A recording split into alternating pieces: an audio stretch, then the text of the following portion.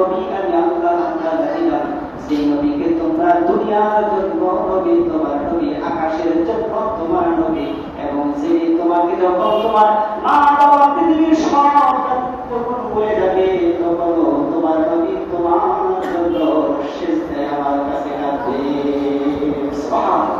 ওই নবীকে আল্লাহ তাআলা প্রেরণ করেছি, এই নবীকে তোমাদের জন্য দিয়েছি। শুধু তাই না, আল্লাহ বলেন আমি কেমন নবী পাঠালাম শোনো।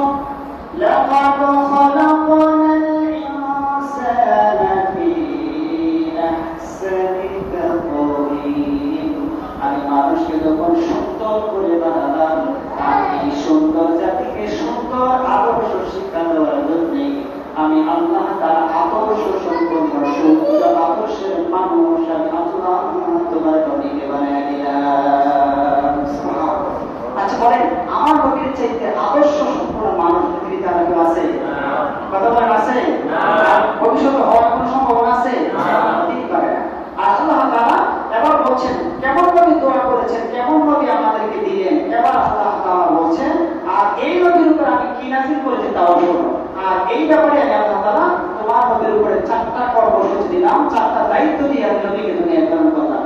এবার নবীর দায়িত্বগুলো আল্লাহ তাআলা বর্ণনা করছেন এবং আল্লাহ তাআলা এই দায়িত্বগুলো কিভাবে অ্যাক্টিভিটি করতে হবে এটা আল্লাহ তাআলা খুব নিখুঁত করে কোরআনুল কারীমে বলেছেন। আল্লাহ তাআলা বলেন আমি যে নবী দোয়া করেছিলেন উনিও ছিলেন নবীদের মধ্যে সমস্ত এবং আসমান জমিনে যত মানুষ আসবে সব মানুষের জন্য বাবা। আর আমি তাকে যে নবীকে আমি আল্লাহ নাযিল করেছি ওই নবী হলো আখির দুনিয়া এবং আখিরাতের শ্রেষ্ঠ নবীদের মধ্যে একজন নবী।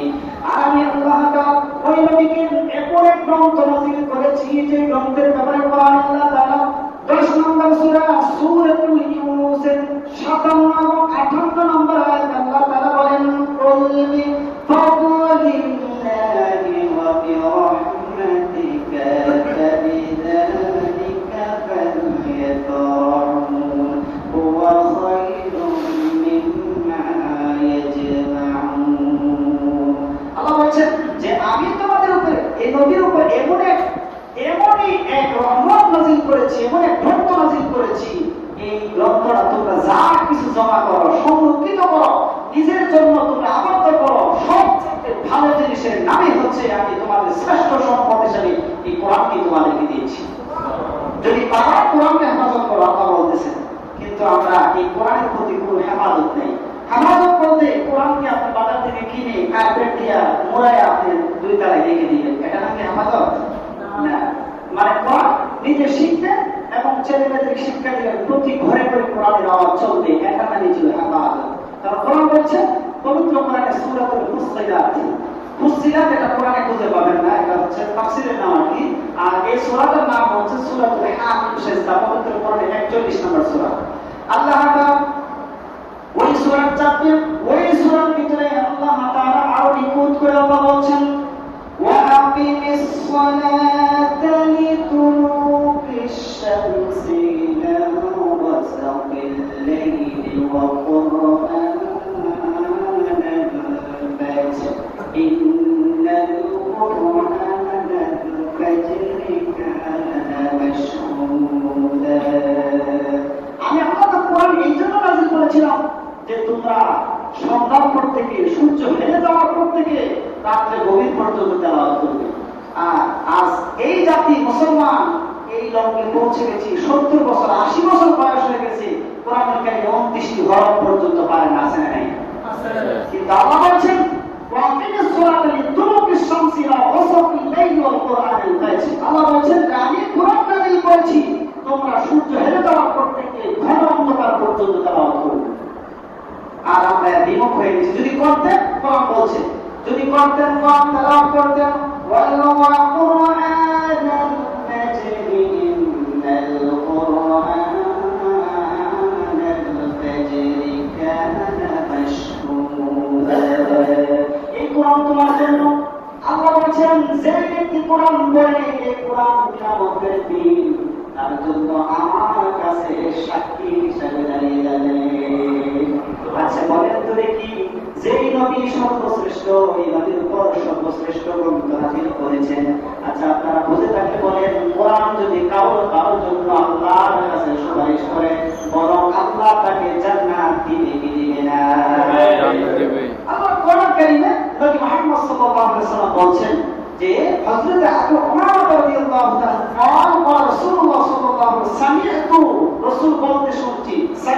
করতে শোনা। আর সামিআতু রাসূল বলছেন, সাহাবা کرام বলতেছেন আমি রাসূলকে বলতে শুনেছি ইকরা কি আয়াতুল কোরআন, কেউ যদি কোরআন পাঠ করে কি করে আওয়াজ করে বলেন কি করে কোরআন পাঠ করে ফাইন্নাহু ইয়াতি ইয়াউমাল কিয়ামা, তাহলে কিয়ামতের দিন কোরআন তার জন্য সুপারিশ করবে। চিৎকার দাও আল্লাহু আকবার। সুপারিশ করবে ইয়াউমুল কিয়ামাতি শাফিয়াতুল আসহাব। সহিহ মুসলিমের মধ্যে 1910 নম্বর হাদিস হযরত আবু উমামা থেকে বর্ণিত, আল্লাহর নবী বলেন যে ব্যক্তি ইকরা কিরাআতুল কোরআন, যে ব্যক্তি কোরআনটাকে পাঠ করবে, কোরআন ধরবে, কোরআনকে বুকে লাগাবে, কোরআনকে চুমো দেবে, আমি আল্লাহ কিয়ামতের যেদিন তোমার মা তোমাকে চিনবে না, ভুলে যাবে, যেদিন তোমার বাবা তোমাকে চিনবে না, ওই দিন যখন কোরআন যখন তোমার জন্য যখন আমি আল্লাহর কাছে দরখাস্ত করব, আমি আল্লাহ কোরআনের সুপারিশ পেয়ে দিতে পারি নাই, আমি আরশে আজিম থেকে বান্দা কোরআনের তেলাওয়াতের জন্য আমি আল্লাহ তাকে জান্নাতের নির্ধারণ করে দেব। সুবহানাল্লাহ। তো নিয়ামত পূর্ণ একটি কিতাব পেয়েও আমরা এখন সচেতন নয়। কেন সচেতন নয়? আমরা দুনিয়াকে পেয়ে সব ভুলে গেছি, সব। আপনারা কি জানেন এই পৃথিবীতে আল্লাহ তাআলা 104টা কিতাব আসমান থেকে নাযিল করেছেন, একটা দুইটা নয়, 104টা কিতাব নাযিল করেছেন। হযরত মূসা আলাইহিস সালামের উপর আল্লাহ কোরআন আল্লাহ তাআলা কিতাব নাযিল করেছেন, হযরত ঈসা আলাইহিস সালাম আল্লাহ কিতাব নাযিল করেছেন। আপনি বলেন সুলাইমান আলাইহিস সালামের উপর আল্লাহ কিতাব নাযিল করেছেন। এই পৃথিবীতে এমন নবী ছিলেন তাদের কিতাবের মুজিজা ছিল, তারা যখন কোন লোহাকে হাতের মধ্যে ধরতো, চিপ দিত, তখন লোহাটা গলে গলে পিছের দিকে পড়তো, কোনো মেশিন লাগতো না। আজকে বিজ্ঞান বলছে এটা অনেক আগে নবীদেরকে আল্লাহ তাআলা মুজিজা দিয়েছেন। যে নবীকে যখনকার সমাজে মুজিজা দিয়েছেন, নবী যতদিন ছিলেন দুনিয়াতে মুজিজা ঠিক ছিল, নবী চলে গেছে মুজিজাও চলে গেছে। কিন্তু বলেন আল্লাহ তাআলা আমার আপনার নবীকে কোরআন নামক যে মুজিজা দিয়েছেন, বলেন নবী দুনিয়াতে আছে না চলে গেছে? চলে গেছে। কিন্তু মুজিজা আছে না নেই? আছে। শুধু তাই না, এই মুজিজা কিভাবে কাজ করছে? চুম্বকের মতো কাজ করছে। সূরাতুল আনফাল পবিত্র কোরআনের 8 নম্বর সূরা 2 নম্বর লাইনে আল্লাহ তাআলা মুজিজার কথা বলছেন। আল্লাহ রাব্বুল আলামিন বলেন ইন্নামাল মুমিনুনা আল্লাযীনা ইযা যুকিরাল্লাহু ওয়াজিলাত কুলুবুহুম ওয়া ইযা তুলিয়াত আলাইহিম আয়াতুহু যাদাতুহুম ঈমানান ওয়া আলা রাব্বিহিম ইয়াতাওয়াক্কালুন। আল্লাহ বলেন যারা এই কোরআনকে যারা নিজের সাথে মিশিয়ে নিতে চায়, ইন্নাল মুমিনুনা আল্লাযীনা যুকিরাল্লাহ, যারা কোরআনকে আল্লাহর কিতাব বিশ্বাস করে, তাদের সামনে কোরআনের আয়াত যখন তেলাওয়াত করা হবে, তারা লড়াচড়া করবে দূরের কথা, তারা এদিক সেদিক হবে দূরের কথা, তাদের মন নাড়াচাড়া করবে দূরের কথা, বরং তাদের সামনে কোরআনের আয়াত তেলাওয়াত করার সঙ্গে সঙ্গে তাদের ভিতরে ভূমিকম্প সৃষ্টি হবে। কারণ এটা সাধারণ কোনো বিষয় নয়। এই কোরআনকে নাযিল করার জন্য পাহাড়ের উপরে বলেছিলেন, পাহাড় হলো অসংখ্য, কারণ এক একটা আয়াতের পাহাড় এমন ছিল যে আদি পাহাড়, যে পাহাড় দিয়ে আল্লাহ তাআলা তামাম পৃথিবীকে শান্ত করেছেন, নড়াচড়া করতে পারে না, প্যারেক মেরেছেন, ওই পাহাড় বললেন কোরআনের বাস সহ্য করতে পারবো না। আল্লাহ তাআলা ওই আমার আপনার নবীর উপর এই কোরআনকে দিয়েছেন, দিয়ে আল্লাহ বলছেন যখন কোনো মুমিন বান্দার সামনে কোরআন থেকে আয়াত তেলাওয়াত করা হবে, তখন তাদের অন্তরে ভীত সন্ত্রস্ত হবে, তাদের অন্তর কম্পন করবে। যদি হয় তাহলে আমি আল্লাহ তাআলা লাইসা আলাইকুম হুদা ওয়ালাকিন্নাল্লাহা মান ইয়াশা, আমি আল্লাহ তাআলা পবিত্র কোরআনের 3 নম্বর পারা 8 নম্বর পৃষ্ঠায় আল্লাহ তাআলা বলেন লাইসা আলাইকুম হুদা, সঙ্গে সঙ্গে কোনো মানুষ যদি কোরআনের আয়াত তেলাওয়াত শোনার পর অন্তরে লাগে, আমি আল্লাহ তাআলা আরশে মহল্লা থেকে তার জন্য হেদায়েতের নূর তার কলিজার মধ্যে ঢুকায় দেই। চিৎকার আল্লাহু আকবার। এই জন্য আল্লাহ তাআলা নবী মুহাম্মদকে দায়িত্ব দিলেন, কর্মসূচি দিলেন 4টা। 1 নম্বর হলো ইয়াতলু আলাইহিম আয়াতিহি, নবী আপনি মানুষদের সামনে কোরআন তেলাওয়াত করে শোনান। কালাম কোরআন তেলাওয়াত করে শোনানো মানে হলো, যদি পৃথিবীতে একটা মানুষ যদি পাথর যত শক্তই হোক না কেন, একটা মানুষের কলিজা কাফেরের কলিজা যেমনই হোক না কেন, আমি আল্লাহর কোরআন যখন তার সামনে তেলাওয়াত করবে নবী, তখন পৃথিবীর সব মতের বিশেষে সব ভুলে গিয়ে আমার কোরআনকে তারা ভালোবাসবে। এই জন্য কোরআন তেলাওয়াত করো। আপনি হাজার হাজার কিচ্ছা কাহিনী শুনতে হৃদয় পরিবর্তন হবে না। যদি কখনো আল্লাহ আপনাকে হেদায়েত করে কোরআনের মাধ্যমে করবে, কোরআন ওপেন চ্যালেঞ্জ করে বলছে।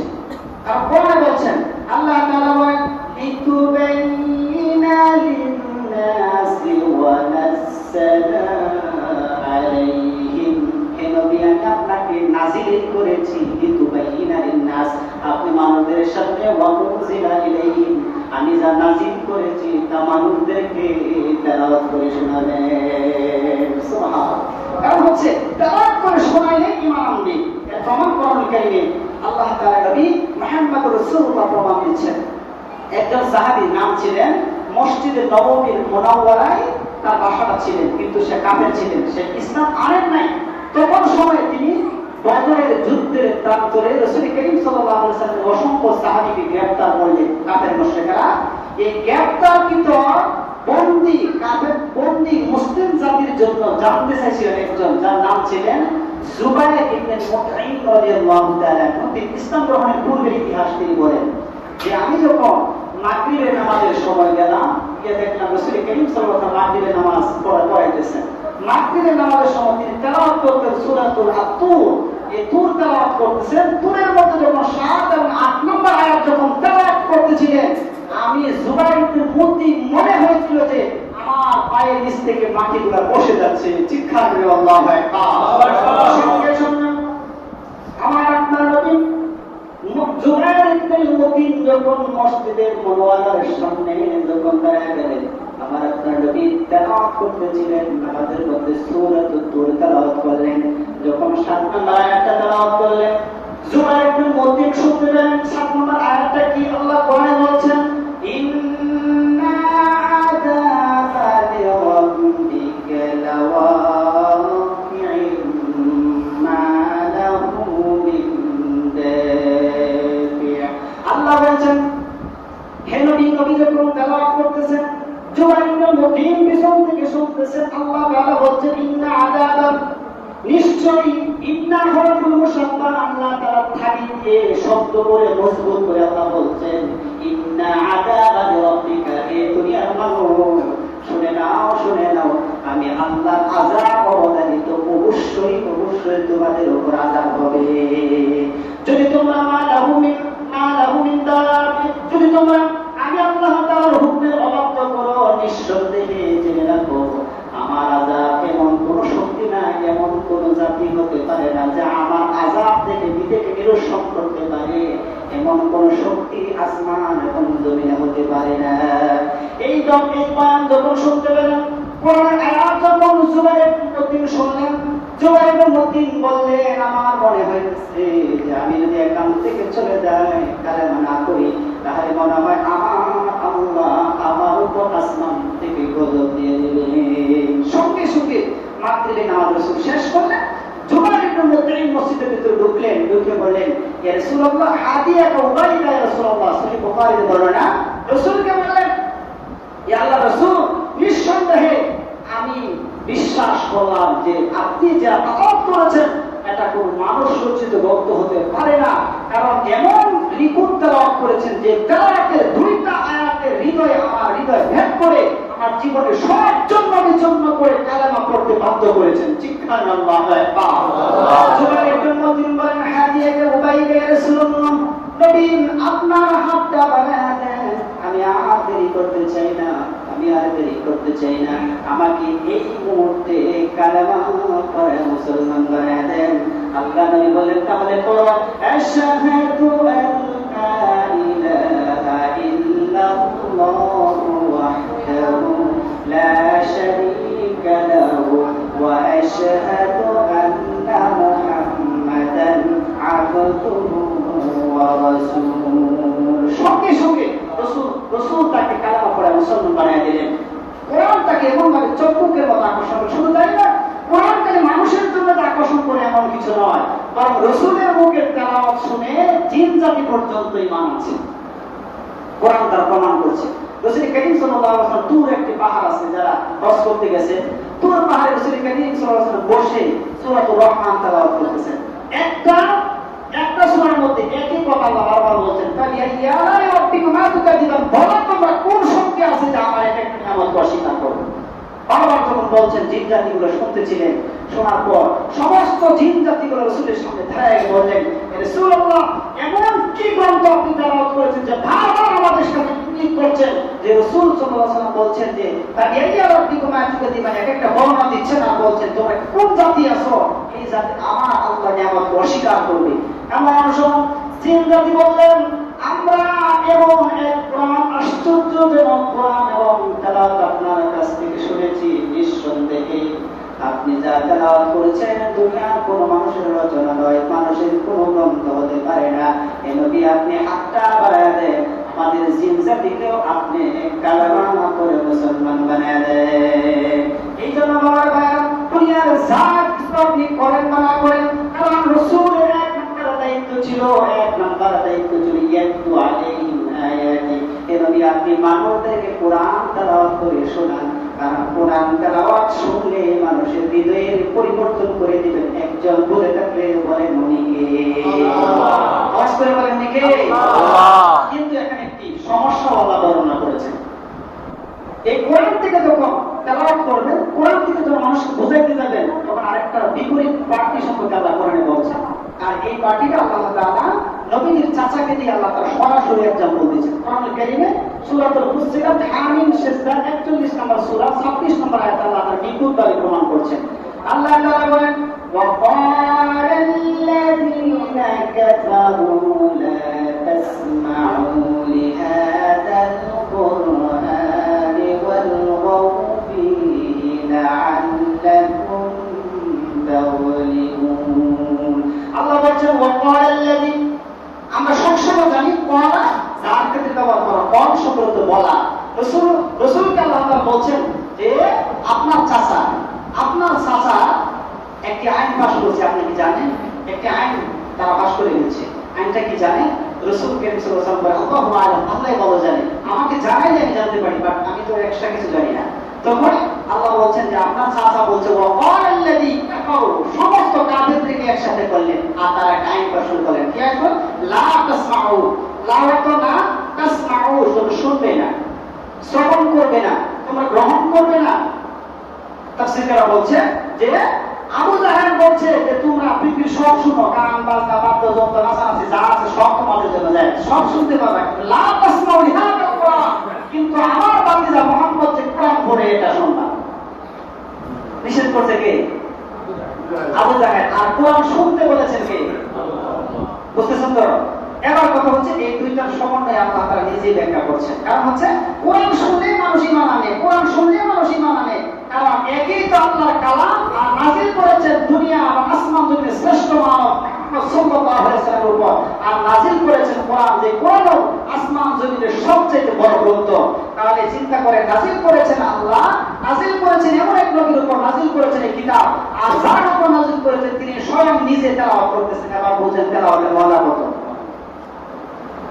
কারণ দাউদ নবীর তেলাওয়াত শুনে যদি মাছ নদী থেকে যদি ডাঙায় আসতে পারে, আর দাউদ নবীর চাইতে কোটি কোটি গুণ সৌন্দর্য খণ্ড দিয়ে আল্লাহ তাআলা আমার নবীর তেলাওয়াত সুন্দর করেছেন। এবার বুঝেন, যদি স্বয়ং নিজে রাসূলের তেলাওয়াত যারা শুনছে, এদের ভিতরে অবস্থাটা কেমন হয়েছে। এই জন্য আল্লাহ বলছে, ইয়াতলু আলাইহিম আয়াতি, আপনি তেলাওয়াত শোনান। যে আবু জাহেল এই আইন পাশ করছে, এই আবু জাহেলের সূরা কোরআন তেলাওয়াত শুনে। মুসলিম শরীফের হাদিসের বর্ণনা ইমাম মুসলিম রাদিয়াল্লাহু তাআলা এবং তাফসীরে ফাতহুল মাজিদ, তাফসীরে ফাতহুল মাজিদ, তাফসীরে ফাতহুল কাবীর, তাফসীরে কাবীর এবং তাফসীরে বাইজাবির মধ্যে, সমস্ত তাফসীরের মধ্যে তাফসীরকাররা বলেন আবু জাহেল আইন পাশ করছে, কিন্তু আবু জাহেলের মনে শান্তি নেই। কেন শান্তি নেই? আবু জাহেল যখন একদিন শুনছিল এশার সময় তার ভাতিজা তেলাওয়াত করতেছে, তার এই আওয়াজ তার মাথা থেকে দূর করতে পারে না। তার মনে লাগে কি আমার ভাতিজা যে সুন্দর তেলাওয়াত করছে, আর এটা মানুষের পক্ষে বানানো অসম্ভব। তখন নবীজির একটা ঘর ছিলেন, কামরা ছিলেন, যার নাম ছিল পবিত্র কোরআনের ভাষা, তার নাম হলো হুজরা, কক্ষ ছিলেন। এই কক্ষের মধ্যে দাঁড়ায় গেলেন, একজন দাঁড়ালেন না, যারা নেশালা দাঁড়ালো আবু জাহেল, উতবা, শাইবা এবং মুগীরা, চারজন নবীজির ঘরে চার কোণায় দাঁড়ায় গেলেন।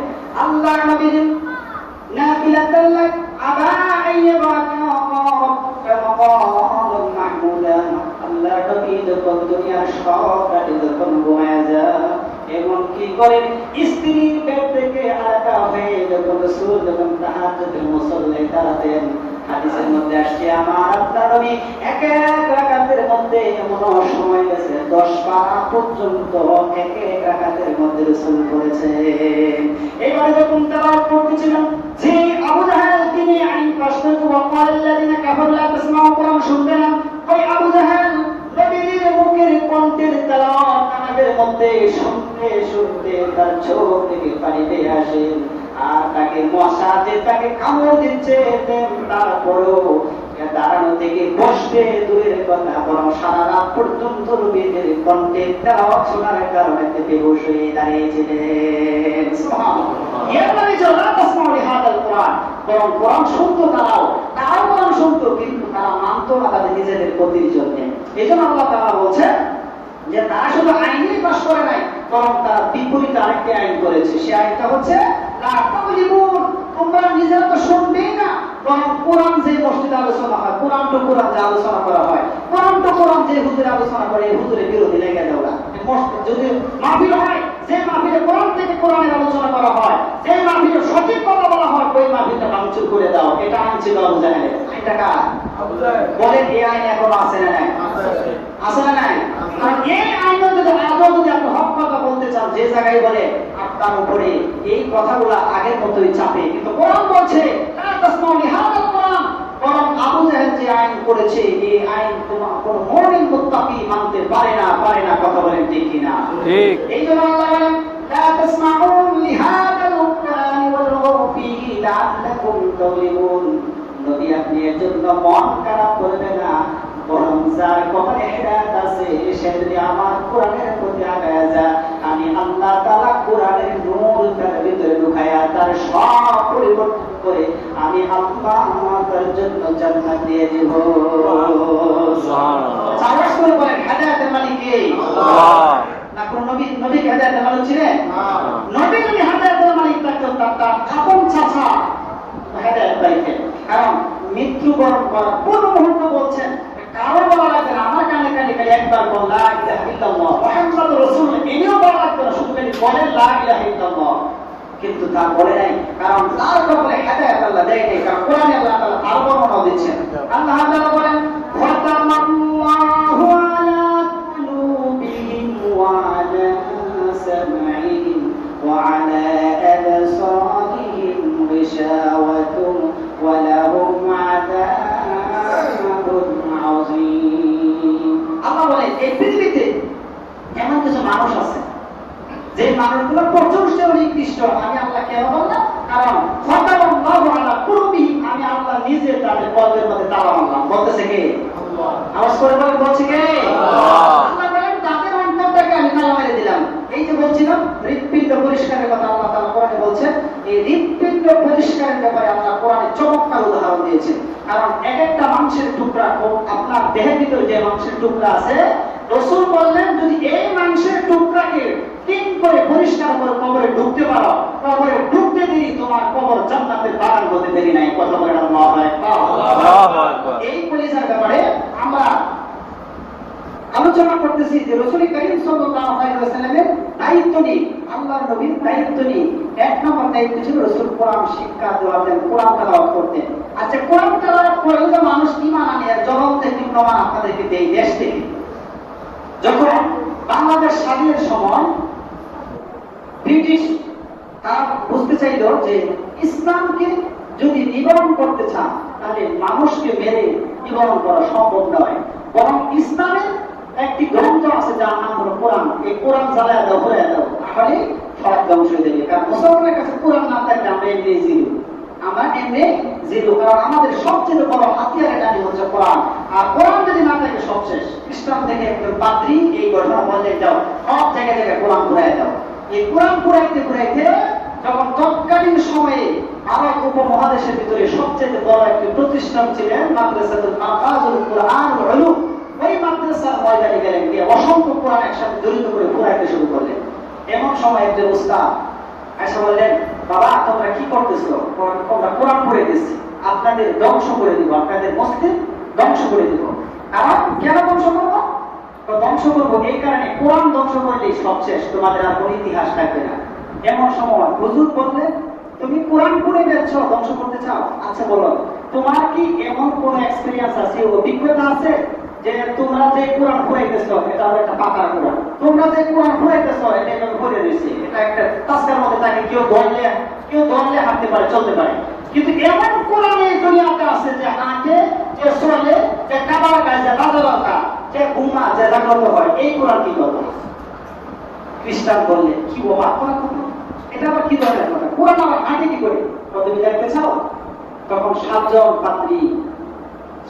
পাদ্রী তাফসীরে কাদিরের মধ্যে আসছেন, তাফসীরে কাদির প্রণেতা বলেন এই সাতজন পাদ্রী বলে এটা কি অবাক করার কথা, কোরআন আবার হাঁটে কি করে? তো দেখতে চাও?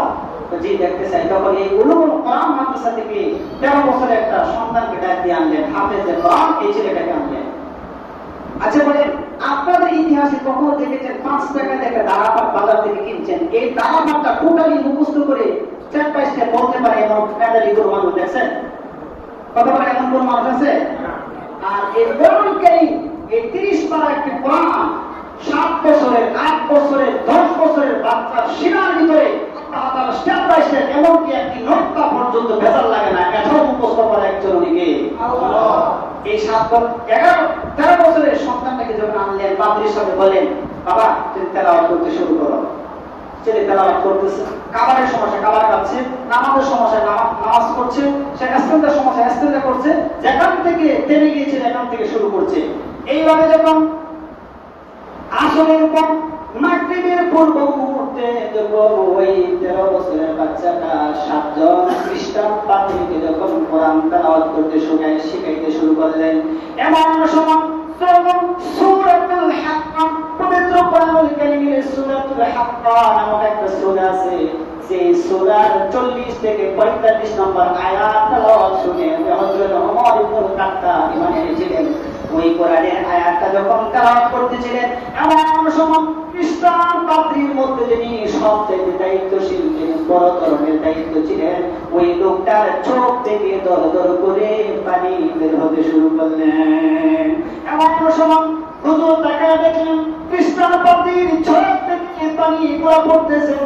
যখন তারা এই বাচ্চাটা যখন আযাদের আয়াতগুলো যখন তেলাওয়াত করে, আল্লাহ তাআলা এমন ভাবে আযাব দিবেন, এমন ভাবে গজব দিবেন, এমন করলে এমন হবে, এই আয়াতগুলো যখন তেলাওয়াত করতেছেন, খ্রিস্টান পাদ্রীর চোখ দিয়ে দর দর করে পানিগুলো পড়তেছে।